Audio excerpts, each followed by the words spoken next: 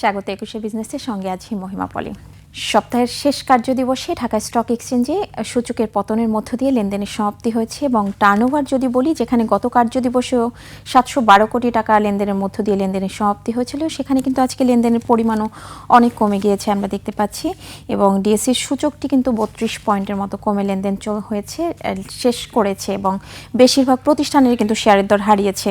এবং আমরা একটু ইন্ডেক্সগুলোর অবস্থান জেনে নিব। তার আগে আমি জানিয়ে দিচ্ছি যে দিন শেষে দেখা যাচ্ছে যে সেক্টরগুলোর মধ্যে দর হারিয়ে বেশিরভাগ সেক্টরেই কিন্তু দর হারিয়ে লেনদেনের সমাপ্তি হয়েছে। আমি একটু সেই সেক্টরগুলো যদি একটু উল্লেখ করি, mutual fund sector, paper and printing sector, tannery sector, jute sector, engineering sector, ceramic sector এবং মিসেলেনিয়াস সেক্টর, এই সেক্টরগুলোতে কিছুটা পজিটিভ ট্রেন্ডের মধ্য দিয়ে আজকে লেনদেনের সমাপ্তি হয়েছে এবং বাকি সেক্টরগুলোতে নেগেটিভ ট্রেন্ডের মধ্য দিয়েই লেনদেন শেষ করেছে ঢাকা স্টক এক্সচেঞ্জ এবং সবচেয়ে বেশি টার্নওভার ছাড়িয়েছে আজকেও ব্যাংকিং সেক্টরে। যদিও মোট লেনদেনের 18.81% লেনদেন হয়েছে এই সেক্টরটিতে, টাকার অঙ্কে 107 কোটি টাকার কিছুটা বেশি।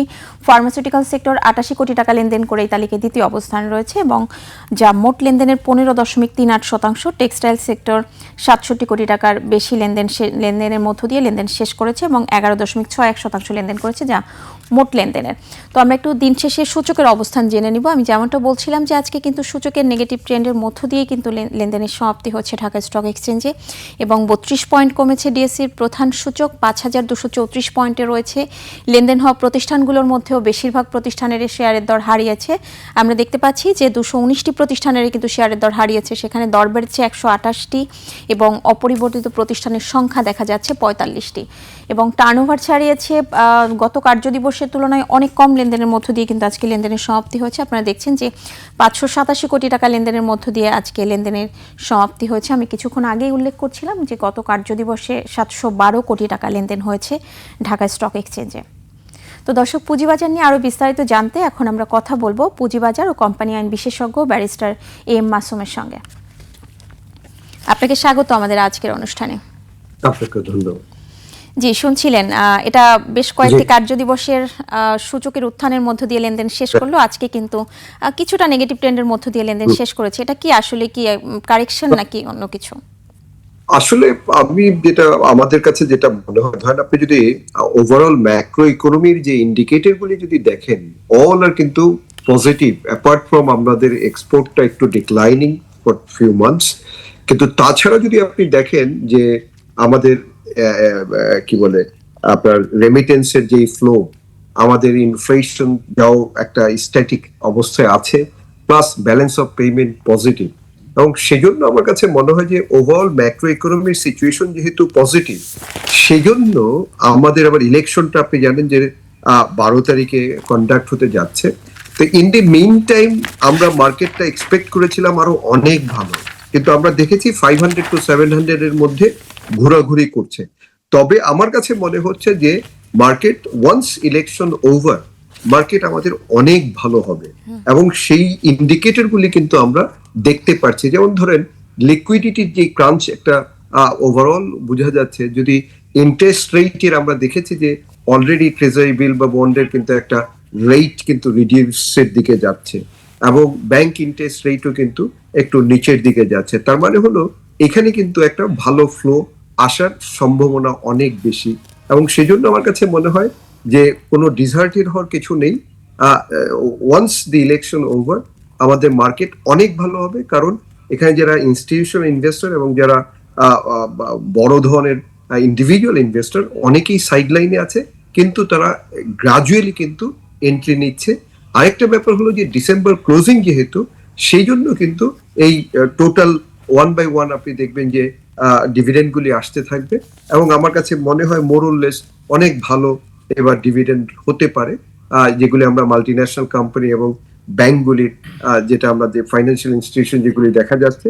তো যেটা মনে হচ্ছে ভালো, আমরা প্রত্যাশা করছি যে বাজার হয়তো নির্বাচন পরবর্তী সময় হয়তো ভালোর দিকেই যাবে। আসবো আরেকটা বিষয় নিয়ে যে বাজারে আসলে আর ক্যাটাগরি নামে নতুন একটা ক্যাটাগরি করার একটা সিদ্ধান্ত নেওয়া হয়েছে। তো এটা বেশ কিছু কারণে এই সিদ্ধান্তগুলো নেওয়া হয়েছে, যে সময় মতো আর্থিক প্রতিবেদন প্রকাশ না করা, নেগেটিভ ইকুইটি এজিএম না করা এবং কর্পোরেট গভর্নেন্স দুর্বল। কিন্তু এই যে আর ক্যাটাগরির নতুন একটা ক্যাটাগরি করা হবে, এটার জন্য বেশিরভাগ সময় অনেকেই বলছেন পুঁজিবাজার বিশ্লেষকরা যে সাধারণ বিনিয়োগকারীরা লুজার হবে। তো এগুলোর দায় কি সাধারণ বিনিয়োগকারীদের?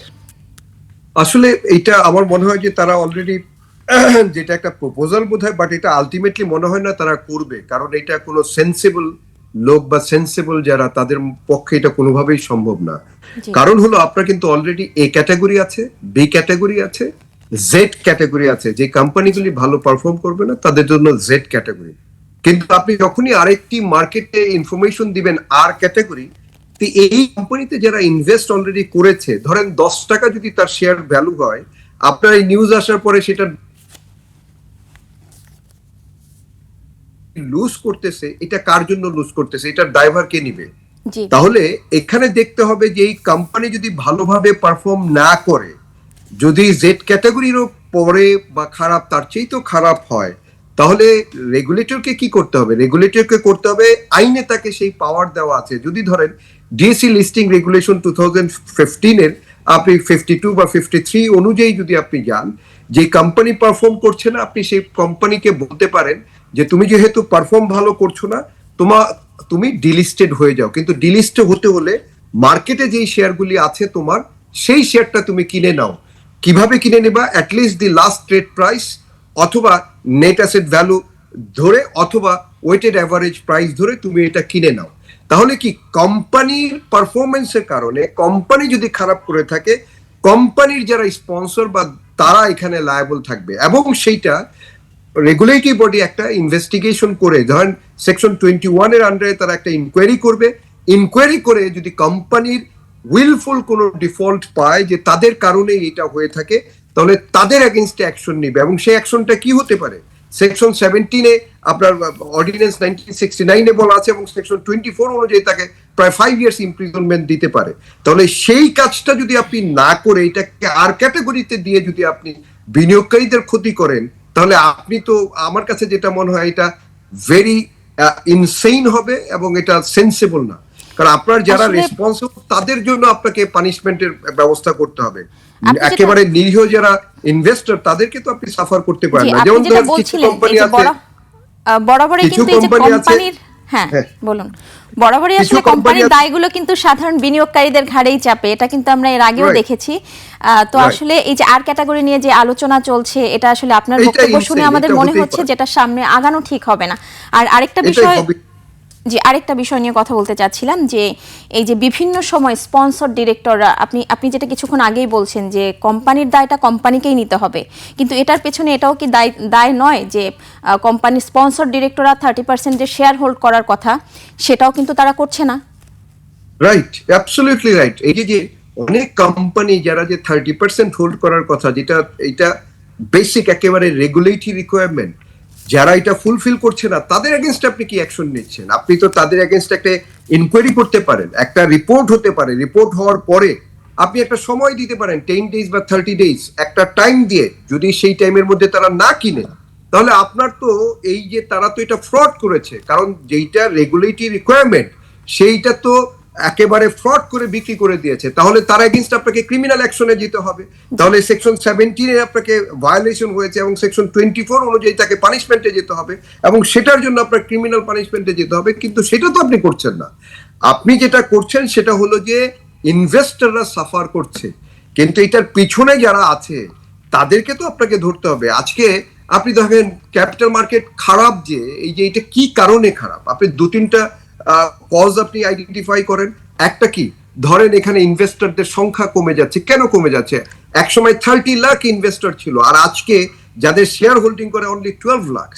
আপনার এখানে ভালো, যদি আপনি ধরেন গুড কোয়ালিটি কোনো ভালো কোম্পানি আপনি আইপিও লিস্টেড করছেন না, অথচ আপনি জানেন যে এই বছরই আপনার প্রায় 370-র উপরে ইন্ডিয়াতে লিস্টেড হয়েছে আপনার কোম্পানি, অথচ আমাদের দেশে 66 মার্চেন্ট ব্যাংক, যাদের 2 বছরে একটা ম্যান্ডেটরি লিস্টিং করার। তাহলে সেইখানে কিছুদিন আগে শুনেছি যে স্টেট ওন্ড কোম্পানি বা মাল্টিন্যাশনাল কোম্পানি সেগুলি লিস্টেড করা হবে, সেটা কেন করা হচ্ছে না? জি যদি আপনি ভালো কোম্পানি লিস্টেড করা হতো, অটোমেটিক্যালি দেখা যেত ইনভেস্টর আসতো, এবং যদি ইনভেস্টর আসতো তাহলে আজকে মার্কেট টার্নওভার এই 500-700 কোটিতে থাকার কথা না, মিনিমাম 1% হলেও তো কয়েক হাজার কোটি টাকা আমাদের টার্নওভার হওয়ার কথা। সেখানে হচ্ছে না, কেন হচ্ছে না সেইটা একটু দেখেন। যেমন মর্গান স্ট্যানলি তাদের যে রিসার্চ অনুযায়ী তারা দেখলো যে 2025-এ বাংলাদেশ মার্কেট তার যদি $100 থাকে সেটা থেকে $59 মানে 59% লুজ করেছে। তার মানে ইকুইটি তার 100 থেকে 59% লুজ করেছে 1 ইয়ারে। তাহলে এটা তো ওভারঅল টোটাল যদি আপনি দেখেন ইনভেস্টরদের তাদের সকলেরই একই অবস্থা। তাহলে সেই জায়গাটা তো আপনাকে ইমপ্রুভ করতে হবে। এখন আপনি যদি ধরেন ওভার রেগুলেশন করেন তাহলে তো কিছু হবে না। আপনাকে যেটা করতে হবে যে দেখতে হবে কোন কোন কারণে এই জায়গাটা আমার ভালো ভালো কোম্পানি লিস্টেড হচ্ছে না, সেই জায়গাটা আপনাকে আইডেন্টিফাই করতে হবে। তাহলে কি করবে গভর্নমেন্টের কাছ থেকে? আমরা অ্যাটলিস্ট ইন্টারিম গভর্নমেন্ট থেকে যেটা আশা করেছিলাম যে একটি ইকোসিস্টেম ডেভেলপ করা হবে, যেমন এনবিআর, আপনার ফাইন্যান্স মিনিস্ট্রি, বাংলাদেশ ব্যাংক এবং সিকিউরিটি এক্সচেঞ্জ কমিশন, এই তিনটা অ্যামালগেমেট করে একসাথে একটা পলিসি করবে, যে পলিসির মাধ্যমে যে পুরো পৃথিবীতে যেভাবে ক্যাপিটাল মার্কেট ডেভেলপ হয় বাংলাদেশেও সেভাবে ডেভেলপ হবে। কিন্তু সেইটা কিন্তু আমরা দেখছি না। আপনি যদি ট্যাক্সের আপনি দেখেন ওনাদের tax to listed and unlisted কোম্পানির পার্থক্য যদি বলেন 2.5% ভার্চুয়ালি, কিন্তু অ্যাকচুয়ালি যদি এটা আপনি একসময় 10% ছিল, যদি এটাকে আপনি 15% করে দেন বা আরেকটু ভালো করে দেন, আপনার তো ট্যাক্স কালেকশন কোনোভাবে কমবে না। আপনি 2025-এ যদি দেখেন অনলি এই ক্যাপিটাল মার্কেট থেকে ট্যাক্স কালেকশন হয়েছে অনলি 112 কোটি টাকা। তাহলে 112 কোটি টাকার জায়গায় তো 5,000 কোটি টাকা আপনার এখান থেকে ট্যাক্স কালেকশন হতো যদি আপনি খালি এই পলিসিগুলি রিফর্ম করে দিতেন। কিন্তু যে জায়গায় হাত দেওয়ার কথা আপনি সেই জায়গায় হাত দিচ্ছেন না, কিন্তু যে জায়গায় হাত দিয়ে বরঞ্চ ধরেন আপনি মার্কেটে কেন ইনভেস্ট করবেন? এই যে ক্যাপিটাল মার্কেটে অর্ডিনারি শেয়ার হোল্ডাররা আসছে, এসে তারা যে শুধু লুজ করছে, তো শুধু যদি লুজ করে সে কেন ক্যাপিটাল মার্কেটে আসবে? যেখানে আপনার ফিক্সড ইনকাম আছে 13-12% আপনার বন্ডে রিটার্ন দিচ্ছে রেগুলার বেসিস, সেই জায়গায় সে ইনভেস্ট না করে সে ক্যাপিটাল মার্কেটে আসছে আর এসে শুধু টাকা হারাচ্ছে, আর আপনি শুধু পলিসি রিফর্ম করছেন। তাহলে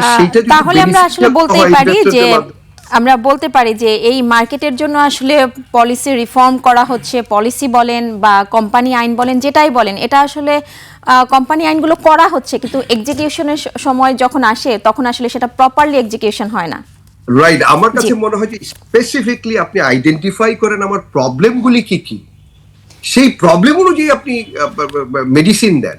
আর এটা তো ক্যাপিটাল মার্কেট শুধু বাংলাদেশে না, পুরো পৃথিবীতে আছে। তো হেলদি ইকোনমিক যেখানে বা ডেভেলপড ইকোনমি যেখানে, সেখানে দেখেন তাদের প্রবলেমগুলি কিভাবে সলভ করেছে। ফার্স্ট অফ অল আপনাকে ভালো আইপিও আনতে হবে, সেটার জন্য আপনি কি করছেন? আমরা একেবারে শেষ পর্যায়ে চলে এসেছি। অবশ্যই রেগুলেটরি বডি যারা আছেন বা কর্তৃপক্ষ যারা আছেন তাদেরকে এই বিষয়গুলোই বিবেচনা করতে হবে। ধন্যবাদ আপনাকে আজকে আমাদের সঙ্গে যুক্ত হবার জন্য। আপনাকে